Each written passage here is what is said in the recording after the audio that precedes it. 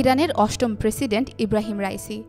একাধারে রাজনীতিবিদ ও বিচারক, রাইসি বিশ্ব রাজনীতিতেও অন্যতম প্রভাবশালী নেতাদের একজন।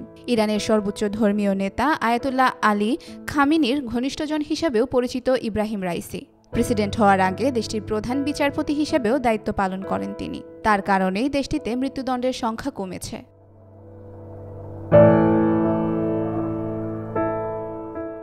1960 সালের 14 ডিসেম্বর উত্তর পূর্ব ইরানের পবিত্র শহর মাশহাদে ইব্রাহিম রাইসির জন্ম। মাত্র 20 বছর বয়সে 1989 থেকে 1994 সাল পর্যন্ত তেহরানের প্রসিকিউটর জেনারেলের দায়িত্ব পালন করেন রাইসি। 2004 সাল থেকে তিনি 1 দশক জুডিশিয়াল অথরিটির উপপ্রধানের দায়িত্ব পালন করেন।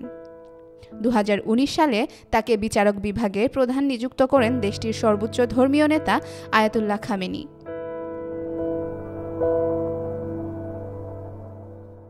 কট্টরপন্থী হিসেবে পরিচিত প্রেসিডেন্ট রাইসি পরবর্তীতে 88 সদস্যের বিশেষজ্ঞ সভার উপচেয়ারম্যান নির্বাচিত হন। সর্বোচ্চ ধর্মীয় নেতা নির্বাচন সহ বেশ কিছু গুরুত্বপূর্ণ দায়িত্ব পালন করেন এই সভায়। তিনি 2021 সালের নির্বাচনে জয়ী হয়ে 3 আগস্ট 2021 সাল থেকে 19 মে 2024 মৃত্যুর আগ পর্যন্ত ইরানের রাষ্ট্রপতি হিসেবে দায়িত্ব পালন করেছেন।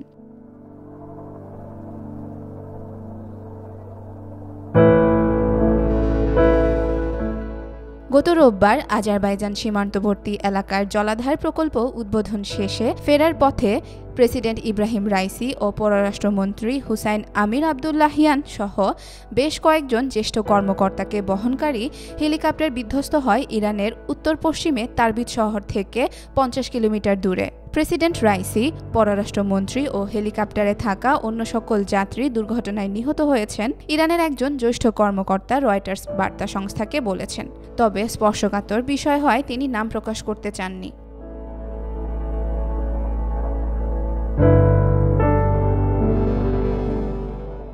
রাইসিকে নিয়ে দুর্ঘটনা কবলিত হেলিকপ্টারে কোনো আরোহী বেঁচে নেই। সোমবার ইরানের রাষ্ট্রীয় টেলিভিশনের বরাতে এমন তথ্য জানিয়েছে তুর্কি বার্তা সংস্থা আনাদুলো।